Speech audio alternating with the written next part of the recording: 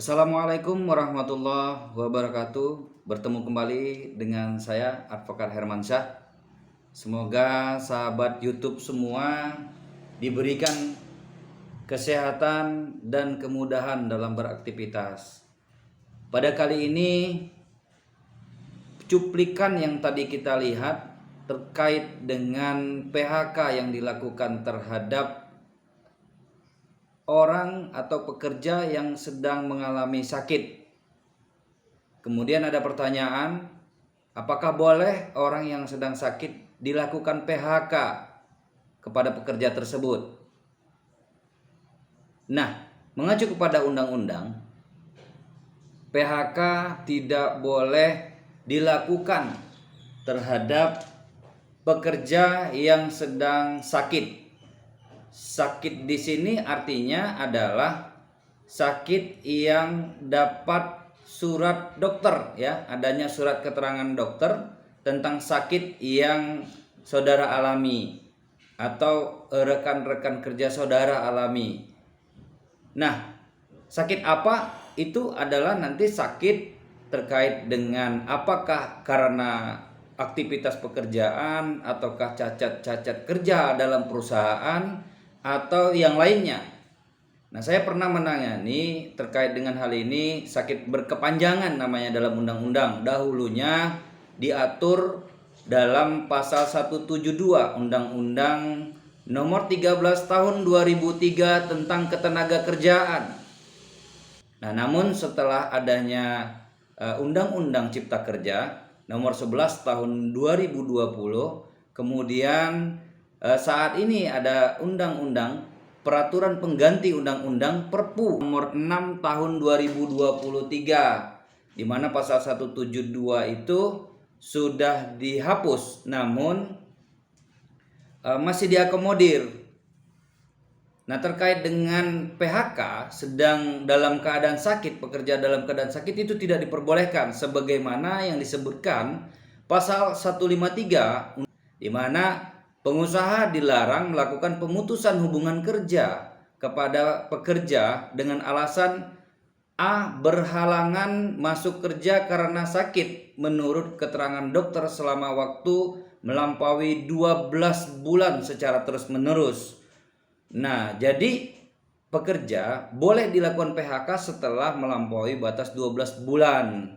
Nah, 12 bulan itu adalah hitungan 1 tahun, di mana undang-undang dalam hal ini Undang-Undang Ketenagakerjaan, Undang-Undang Nomor 13 2003 tentang Ketenagakerjaan, kemudian ada PP Peraturan Pemerintah Nomor 35 Tahun 2021, dan adanya Undang-Undang Nomor 6 Tahun 2023. Jadi selama masa waktu 1 tahun, pekerja diberikan waktu untuk dapat sembuh dari penyakitnya.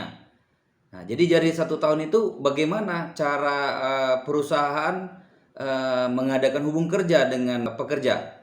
Nah, pekerja yang sakit memang diwajibkan untuk mengambil keterangan surat dokter. Apakah dia dirawat ataukah dia setelah dirawat dia melakukan rawat jalan. Nah, dalam masa 1 tahun itu apa-apa saja hak-haknya.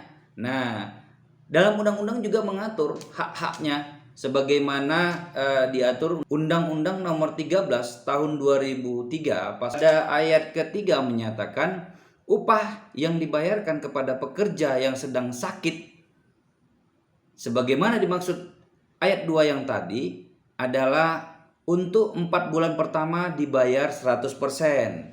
Jadi selama 5 bulan saudara masih menerima upah 100% dari upah yang saudara terima. Ingat, upah adalah gaji pokok ditambah dengan tunjangan-tunjangan tetap yang saudara terima. Tapi tetap berlanjut ya surat keterangan dokternya, kapan nanti disambung surat keterangan dokternya. Kalau memang belum sembuh, nah memasuki masa 4 bulan kedua, kerja mendapat upah sebesar 75% dari upah. Jadi saudara nggak dapat penuh lagi untuk 4 bulan kedua. Kemudian memang masih diharapkan bisa saudara masih melakukan penyembuhan maka masuk ke dalam 4 bulan ketiga. Nah, 4 bulan ketiga ini saudara mendapatkan hak saudara tuh 50%. Jadi hak-haknya saudara 4 bulan pertama itu mendapat 100%, kemudian 4 bulan kedua saudara mendapat hak 75% dan 4 bulan ketiga saudara mendapat 50%. Nah, setelah masa 12 bulan ini dilalui, upah saudara setelah lewat 12 bulan maka upah saudara adalah 25% sampai menunggu saudara di PHK. Saudara di PHK juga tidak boleh serta-merta saudara di PHK terus selesai. Nah, saudara masih memiliki hak, masih mempunyai hak terhadap sakit berkepanjangan tersebut. Saat ternyata sakit saudara tidak sembuh, maka undang-undang mengaturnya dalam Undang-Undang Nomor 13 tahun 2003, juga junto Undang-Undang Nomor 6 tahun 2023, kemudian juga Peraturan Pemerintah Nomor 35 tahun 2021, saudara mendapat hak pertama uang pesangon. Nah, uang pesangon di sini saudara mendapat untuk 2 kali uang pesangon. Kemudian uang masa kerja saudara mendapat 1 kali. Dan uang penggantian hak saudara mendapat 15%. Nah, jadi hitungan pada saat saudara di PHK tadi, seketika saudara sudah menerima 25% gaji yang didapat setelah melampaui batas waktu 12 bulan atau 1 tahun, saudara masih ada hak. Jadi berapa lama saudara bekerja, ya, berapa lama saudara bekerja, kemudian upah berapa yang saudara terima, dan nanti ada penggantian hak 15%. Ini saya contohkan, sama seandainya saudara punya gaji atau upah itu 6 juta rupiah per bulan. Masa kerja saudara adalah masa kerja 5 tapi kurang daripada 6 tahun. Berapa pesangon yang saudara terima, hak-hak saudara yang harus saudara terima dari PHK terhadap sakit berkepanjangan ini seperti ini.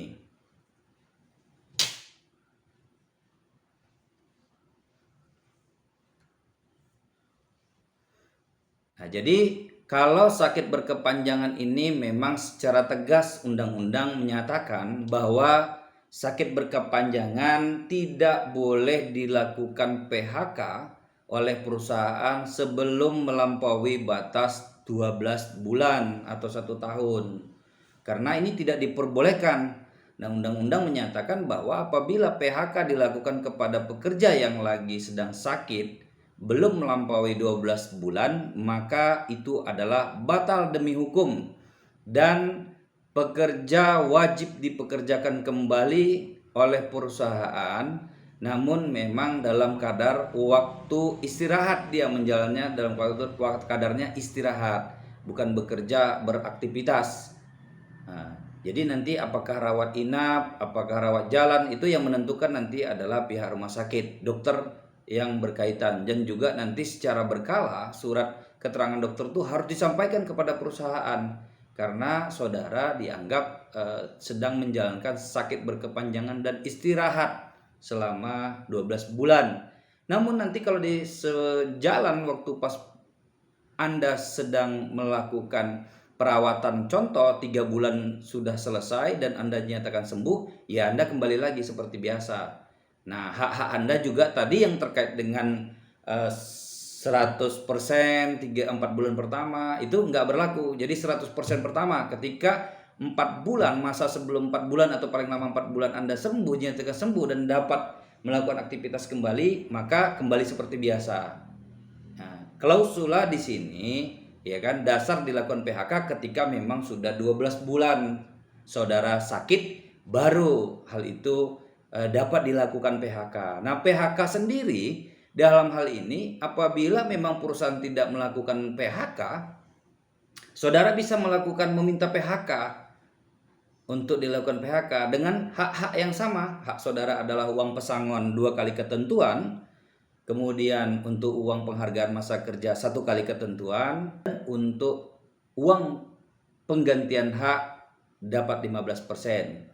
Memang dahulunya pasal ini diatur di pasal 172 di mana hak-haknya sebenarnya sudah berbeda, di mana kalau yang pasal 172 tentang sakit berkepanjangan, pesangon itu 2 kali, kemudian uang penggantian untuk uang jasa masa kerja itu 2 kali. Namun sekarang undang-undang mengaturnya 1 kali. Jadi ketentuan yang berlaku adalah sekarang 1 kali, karena di dalam Undang-Undang Tenaga Kerja, di dalam undang-undang yang baru Cipta Kerja nomor 6 tahun 2023 pasal 172 itu telah dihapus. Jadi yang berlaku adalah Undang-Undang Cipta Kerja yang sekarang nomor 6 tahun 2023 dan peraturan pemerintah nomor 35 tahun 2021. Ya, karena banyak laporan-laporan kemudian di perusahaan-perusahaan ya, baru saja dia sakit 1 bulan, perusahaan sudah melakukan PHK. Nah, itu yang tidak boleh. Ketika memang PHK itu terjadi, saudara segera melaporkan ini kepada Disnaker. Nah, Disnaker di sini banyak bagiannya. Kebetulan kalau seperti ini adalah bagian pengawas. Nah, saudara silakan buat laporan tertulis kepada bagian pengawas, biar bagian pengawas nanti yang turun terhadap hal ini. Karena undang-undang menyatakan dengan tegas tidak boleh dilakukan PHK terhadap pekerja yang tidak bisa melakukan aktivitas pekerjaan selama 12 bulan berturut-turut. Namun yang kita bicarakan kali ini adalah tetap ini yang kita lakukan, yang kita bicarakan adalah tentang dasar hukum karyawan tetap ya, PKWTT, pekerja waktu tidak tertentu. Jadi aturannya seperti undang-undang seperti itu.